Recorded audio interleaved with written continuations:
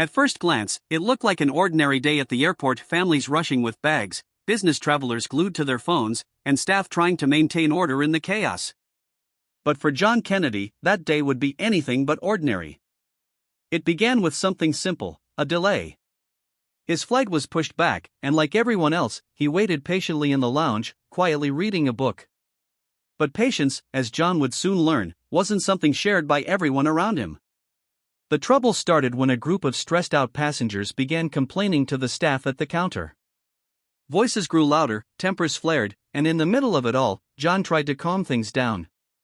He spoke gently, reminding people that shouting wouldn't make the plane arrive any faster. Some people listened, but not everyone. Among the chaos, a young employee, clearly overwhelmed by the pressure, snapped at John.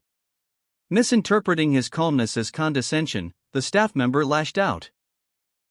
"Why don't you mind your own business?" the worker shouted. John raised his hands peacefully, but the confrontation escalated. Before he could explain himself, another security officer arrived, agitated, and without even asking questions, shoved John backward with unnecessary force. The move was so aggressive it looked more like a kick than a push. Gasps echoed through the waiting area. A man, who had only tried to keep peace, was treated like a criminal. John didn't shout. He didn't fight back. He simply picked himself up, brushed off his jacket, and stood silently. The room went quiet, all eyes on him, expecting anger, rage, or at least sharp words of protest. But John did something no one expected. He looked directly at the staff who had mistreated him, and with a calm voice, he said one single word. "Grace."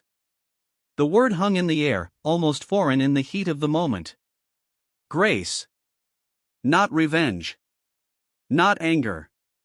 Just grace. The staff member who had pushed him blinked, confused. The passengers, still tense, leaned in, waiting for him to continue. And he did. "I don't know what kind of day you're having," John said softly, "but I can see it must be a hard one. I forgive you." That simple statement broke the tension like glass shattering. The young worker's shoulders slumped, his face turning red with shame. He had taken his stress out on the wrong man, and now guilt flooded his expression. A silence filled the lounge, but this time it wasn't hostile, it was heavy with reflection. One by one, people began to murmur. A mother holding a child whispered, "That's what real strength looks like." A businessman lowered his phone, suddenly realizing how harshly he had spoken earlier. The staff, shaken by John's calm dignity, apologized profusely. The officer who had shoved him looked like he wanted to disappear into the floor. John accepted every apology with the same grace he had shown at the start. He didn't demand compensation. He didn't escalate the situation. Instead, he reminded Eve.